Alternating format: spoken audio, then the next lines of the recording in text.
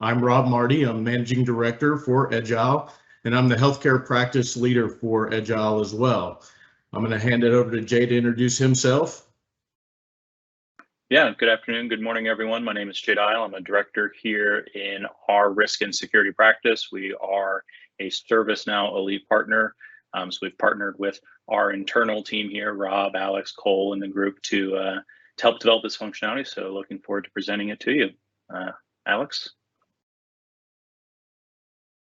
Hi, everyone. My name is Alex Dunker. I'm a senior manager here in our identity practice. In our identity practice, we commonly work with SailPoint, we are partnered and an Admiral partner for the last 4 years. In the recent years, gained distinction as both the on-prem and SaaS partner as well. So more than happy to talk to you about the solution for both Identity IQ and Identity Now, and happy to partner with our risk and security teams to build a solution across both platforms. Cole? Hey everyone, thanks for joining. My name is Cole Bechtold. I'm a senior consultant in Edgile's risk and security practice. For today's agenda, we're going to cover Edgile's hybrid access request integration and an overview. We're going to introduce a case study, and Cole's going to provide us a short demo. We're going to provide some lessons learned. We're going to tie it all together with the broader identity and cyber picture. And then we're going to tell you how to get started with Edgile should you want to go down this endeavor with us. I'll hand it off to Alex to cover the access request capabilities for SailPoint. Thanks, Rob. As many of you know today, there are quite a few ways for you to provide a self-service and access request experience to your end users. We've seen a variety of different ways transform over the years, but as we're maturing in the latest years, access request, just having an access request portal is no longer the goal of the organizations. Organizations are looking for a strong user experience. They want strong enforcement of compliance and policy. They need provisioning automation. It's something that can scale. But truly, really what we're going for is going to be a single pane of glass for our user experience and user requests. On the right side over here, you see that we have a variety in the SailPoint world. We have the SailPoint native access request portal with the product of both Identity IQ and Identity Now that it ships with. We have the Service Catalog, which is an application you can install from the ServiceNow storefront into your own tenant. And then lastly, the Edgile Hybrid Request Catalog, which is a hybrid catalog that Edgile custom built to meet the modern drivers of an access request system today. So why did Edgile go about this endeavor of building a hybrid portal? Well, we knew to meet the detailed use cases of many of our clients that a native ServiceNow catalog experience was required. Today, that's where many of your teams are going to perform their hardware, their asset requests, their currently manually provisioned requests, and where they're used to interacting. So with that, we wanted to extend the SailPoint request system into a native service catalog with a focus on user experience, with the provisioning automation still provided by SailPoint, and then adding additional layers of use cases and features such as deep approval configurations, the ability to create approvals for multiple layers, dynamically adjusted, really to your own specific use cases, and the ability to help guide users to the access that they need, rather than expecting them to know what specific roles and or entitlements they might need to do their day-to-day jobs. So that's why the identity of ServiceNow integrations are so important. We really want to focus on a user experience integration. Many of your users are working in ServiceNow today, and that's where we want to meet them and provide that extensibility of SailPoint into ServiceNow. And as Jay and Cole can let you know, it has a lot of implications for the risk and security practices in your organizations as well. Yeah, thanks, Alex. So a lot of organizations are using ServiceNow for their access requests. They're using them for the hardware asset requests that Alex mentioned, but they're also using them for their risk and compliance programs. So for folks who are leveraging ServiceNow's IRM or GRC solution, there's a lot of opportunity to leverage data that we have from SailPoint to inform different risks and controls within our risk and compliance program. So we've worked with clients to define, different regulatory requirements and making sure that we understand, what your program needs to look like, but then also making sure that we can provide evidence and assurances that these controls have been designed adequately and operating effectively. So it's just one of many opportunities to integrate with existing processes within ServiceNow. I'm going to hand it over to Rob, who's going to provide us an overview of a case study for a recent client of ours. Okay, thanks. For our case study today, we're going to focus on an example from one of our healthcare providers. The Edgile team partnered with a U.S. healthcare provider with hospitals and clinics across the nation. Today, there are nearly a $4 billion health system with over 22,000 employees. Beyond their complexity of their size and operating across state lines, like all providers, they're heavily regulated. Hospital leadership wanted to ensure that any solution could account for the complexity of federal and state regulations, as well as ensure alignment with various standards and accreditation bodies. Our solution accounted for these constraints to ensure we supported the privacy and security goals of this organization. The IT request process was identified as a source of friction for the leadership team and the care providers. In the process, sometimes added delays into the onboarding process for new clinicians and those transferring to a new unit, which ultimately added time for a clinician before a clinician could become productive. The leadership team decided to look for opportunities to add automation into the access request process for clinical systems, which were previously manually requested and manually fulfilled. Adding automation to the access request process ensured that requests were fulfilled timely and that friction related to the access request process was minimized. This allowed caregivers really to focus on a great patient experience and really put the technology in the background and limited friction with the IT environment overall. The team established a second goal, which was to limit clinical leadership's investment from a time perspective in the access request process. This really translated into leveraging ServiceNow as a solution to support this process. ServiceNow was already well positioned within the organization as a one-stop shop for requests, and it really just seemed natural to integrate the access request process into the same flow.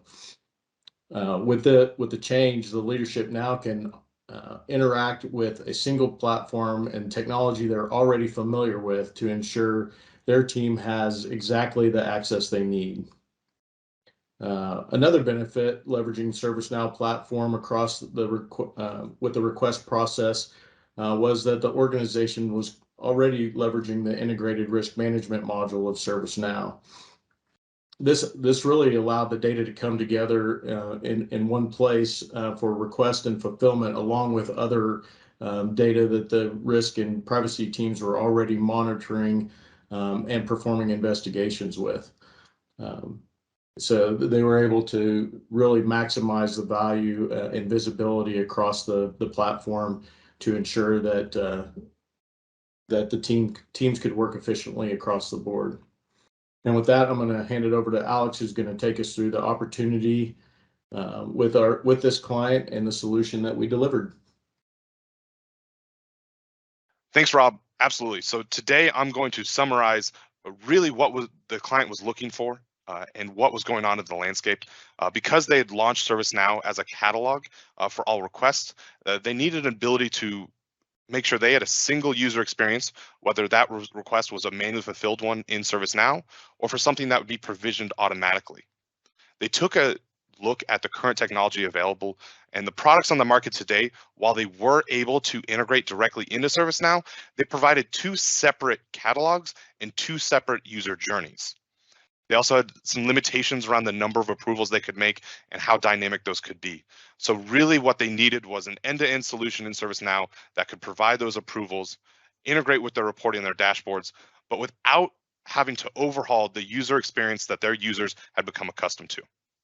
And so what they did is they used the Edgile hybrid portal to enable that self-service capability in the core and native ServiceNow catalog. We were also able to then build logical access into these catalog items where we asked questions to guide the users to the specific entitlements and roles that they might need to perform their day-to-day job opportunities. And thankfully, since the workforce was already familiar with this portal interface, there was no additional training that was needed. So we were able to operationalize this, provide provisioning automation, as well as not impact the end user's day-to-day functionality. Really, what we were looking to solve here was that true single pane of glass that so many organizations are looking for. The benefits here across the board were we able to take disjointed approval workflows that were dependent on different systems, bring them all into ServiceNow, provide things like deep links for approvals in emails, to provide different levels of approval automation, whether it needed to be the manager, the data owner, the application owner, or maybe dependent on who was making that request, if it was a contractor or a full-time employee. Before, we were having manual review of all of these tickets, and then we'd have that delayed access. We were measuring access in days to be fulfilled at this client, and now we're talking hours and minutes. So with our solution, we brought this all into a centralized user experience, a single user flow, and we're able to make sure those approvals worked through ServiceNow. And we're able to build in the approval layers and able to customize them for each application or catalog item. And then lastly, really in the first week alone, we saw the prevention of 600 manual tasks. We took that, which would have been on the service desk workload, and we're able to make all of that provisioning completed automatically, making the other tasks that were still manual, bringing their time to fulfillment down drastically. With that, I'll hand off to Cole and Jay for a demo of the solution. Thanks, Alex. And just to give the team kind of an understanding of where we'll be going with the demo, we're going to start with a concept of operations, walking you through kind of how we envision this, how we've built it for clients in the past, talking about how this can integrate with the different SailPoint IAM solutions. It's worth mentioning that this solution, this hybrid integration, works with both SailPoint IIQ as well as the Identity Now solution. We're going to highlight some of the ServiceNow integration points. That includes the integrated risk management solution, software and hardware asset management, as well as application portfolio management. And lastly, we're going to bring to life our hybrid access request integration. Right, and perfect. So just to kind of give the audience here an overview, the way this is envisioned to start is that a user goes into request access within ServiceNow, so in the green there in the top left. The way that we've built these for a lot of our clients is to ask business relevant questions. So we're asking, what facility do you work in? What sort of job role do you have? Contextual information that can help us determine which roles or entitlements or groups need to be assigned to a particular user. And that logical determination, that second step there, also occurring within ServiceNow. Once we've determined which entitlements are required, we make the necessary API requests out to SailPoint, saying we need for a particular user these entitlements. Based on how you've configured SailPoint, if it's a connected application, we would then look to do some automated provisioning through the different connectors.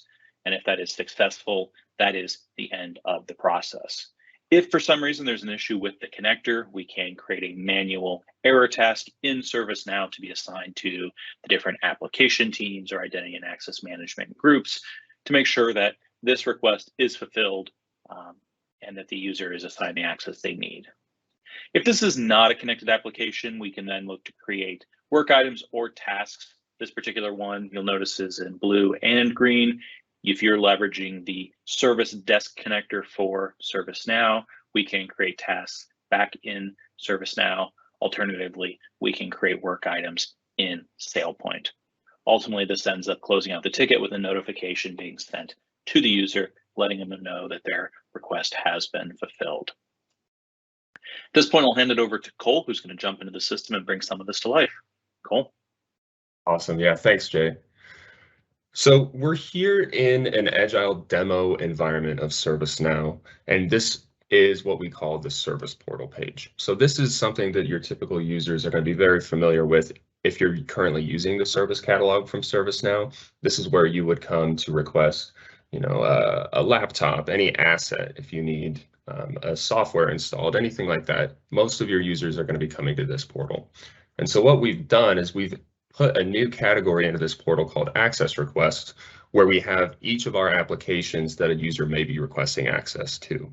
You can see I've got 4 built here. I've got Copath, I've got HeartLab, Imprivata, and Pixis. And just to start, let's go ahead and simulate requesting access for Pixis.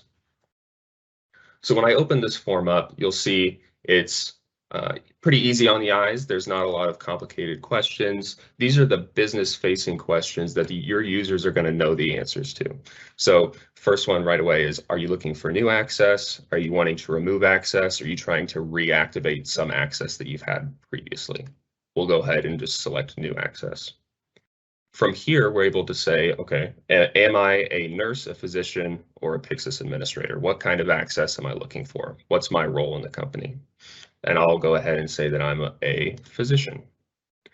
Our next question here is, what locations do you require access to? Again, these are the business questions that your users are going to know the answers to. They're not having to browse for a specific entitlement or an Active Directory group that they would need to know the name of. They're just answering questions that they already know. The last one here is the ability to say, is this a temporary access? Yes or no. If it's temporary, what we can do is we can provide sunset and sunrise dates. So we can basically say, I want my access to start, say 2 weeks from now, and then I can have it removed at the end of November. Now, once we have all of our questions answered, what we'll do is we'll just click the Order Now button, and then we can select who we want to give access to. Who's this request going to be for? And I will select Alan Offerman here. Once we click Checkout, the ticket is processed, it's submitted to ServiceNow, and the work will start. Now, what I've done is I have submitted a ticket previously, and you'll see this is what it looks like in the fulfillment or the non-portal view of ServiceNow. You can see we have the details up here at the top as far as who's this for, what access is it, what application are we looking at, and then other details of the ticket. More importantly, we can see that the variables that we selected actually come through the ticket already. So our application access is for a physician, and then we also have our locations for Pixis. If this previous ticket had included the temporary dates, those would show up here as well. Now, ServiceNow natively allows for configuration of approvers, and those can be done in sequential order, or they can be done in parallel. They can also be individual users as an approver, or we can complete them through a group of approval process.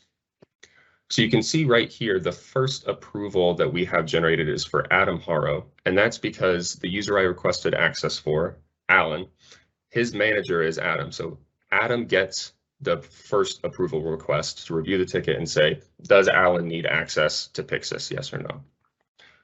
As an administrator, what I can do is I can come in here and manually approve on behalf of Adam.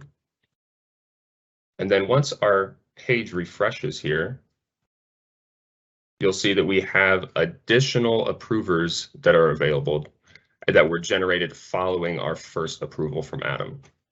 And this is where we're talking about the ability to have really robust approval configurations based on the specific application. You can see what we actually did was we provided a group approval following our initial approval, and this went to the Pixis Access Approvers group, and these can be defined within ServiceNow using out-of-the-box functionality. The way this is configured is that our 3 members of that group will receive an email with their approval request, and then they can link the ticket, they can come here and review the details, and then either provide approval or rejection.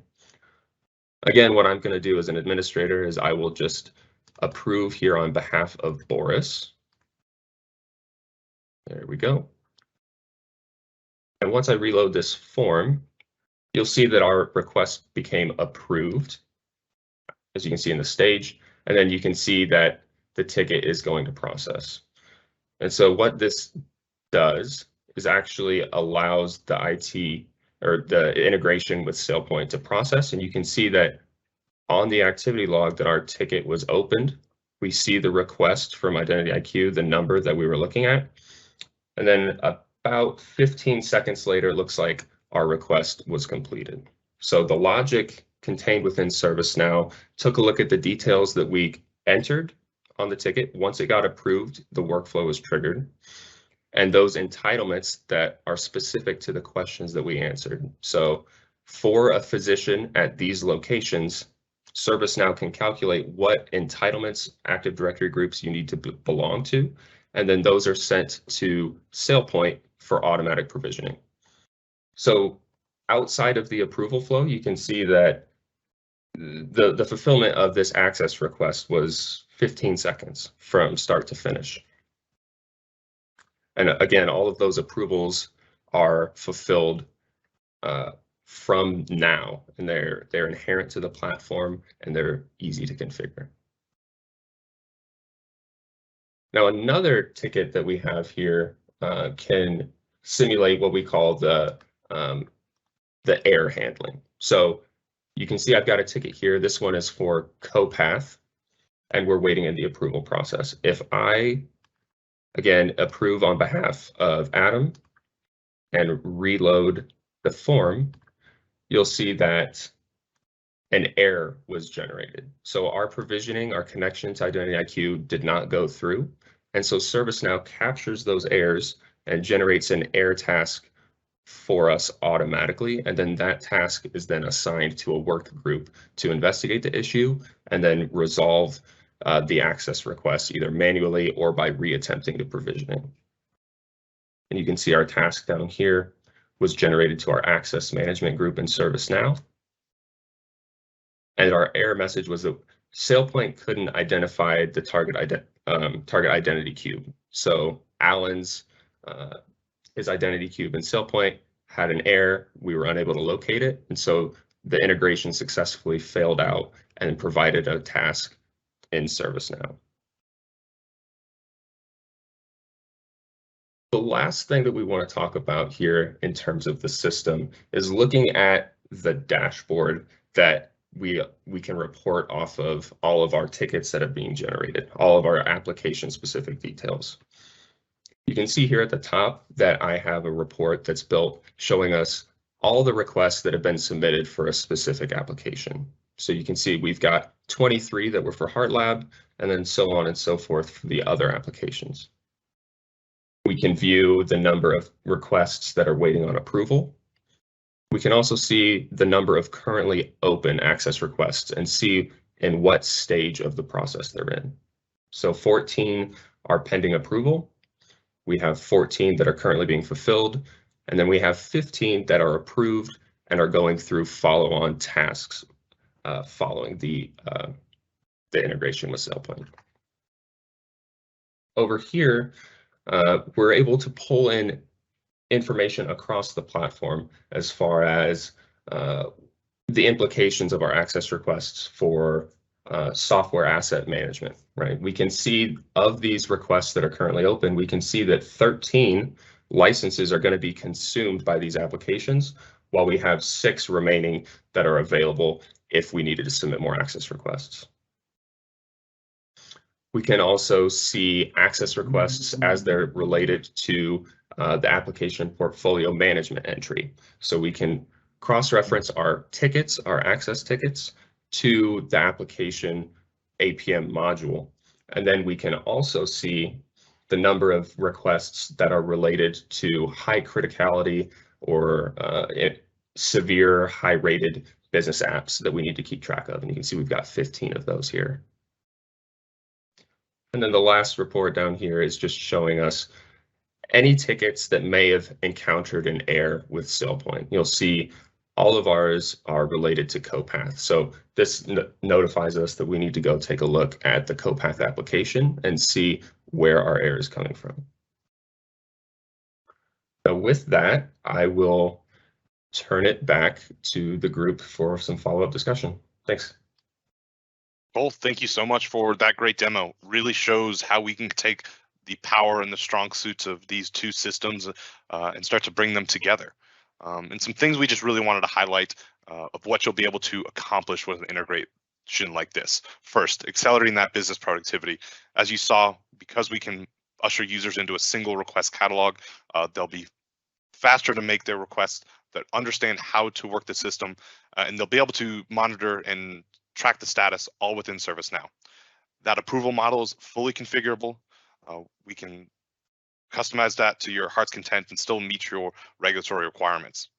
And then operational savings through that automation. So because of that automation that we're able to put in from the SailPoint perspective, no longer are your teams having to manually complete that provisioning. And then we'll be able to combine that provisioning automation with manual work items. So if you can partially automate a provisioning item, we can say provision an entitlement in an Active Directory system. And then if you have additional manual steps in a UI, you can form those and start to really layer in advancements in this area. Third point there was around how we can look to start to integrate this with different parts of ServiceNow and some of our existing solutions. So, we're all about trying to develop that single pane of glass, looking at things from, the number of access requests we have that are potentially going to consume software licenses, keeping track of the number of available licensees that we own as an organization. All of that is possible by having this on ServiceNow. And the next slide actually helps kind of paint the picture even further.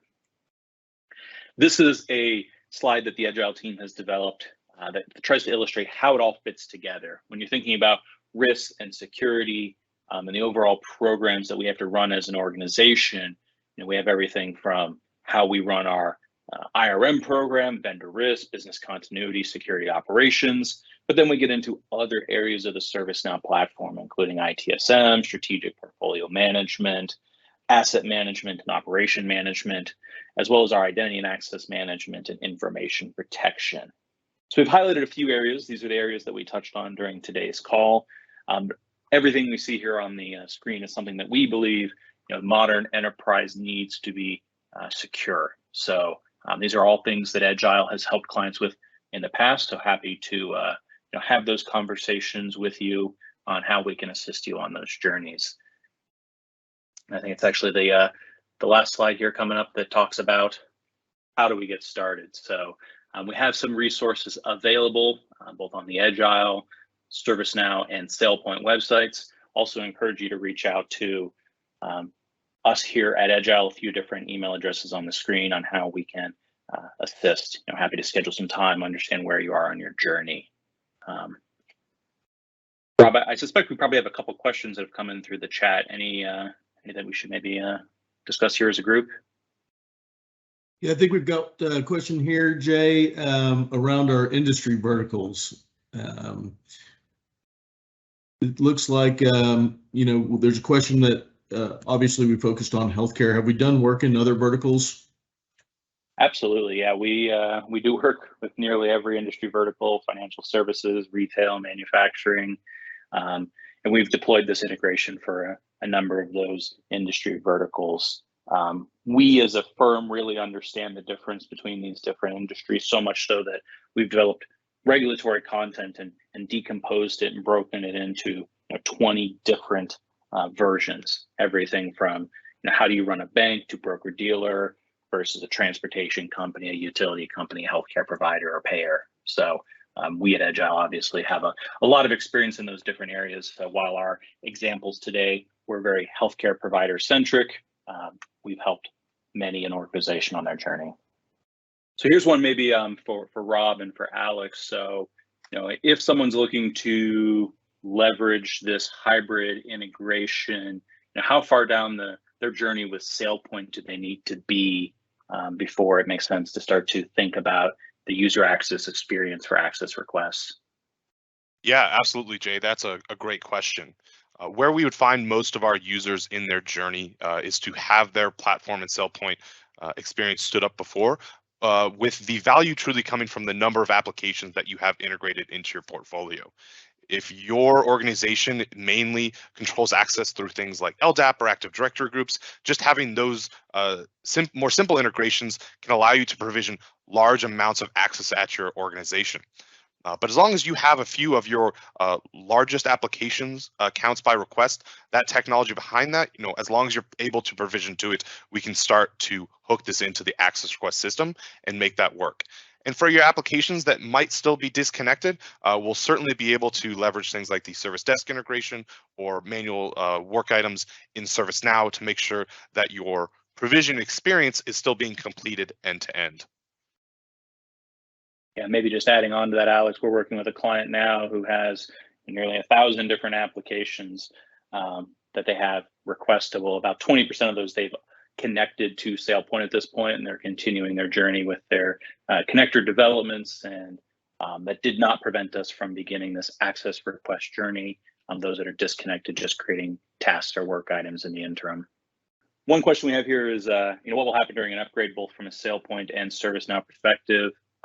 Cole, maybe kind of talking about from a ServiceNow architecture perspective, how we've built this out in a way that prevents any technical debt.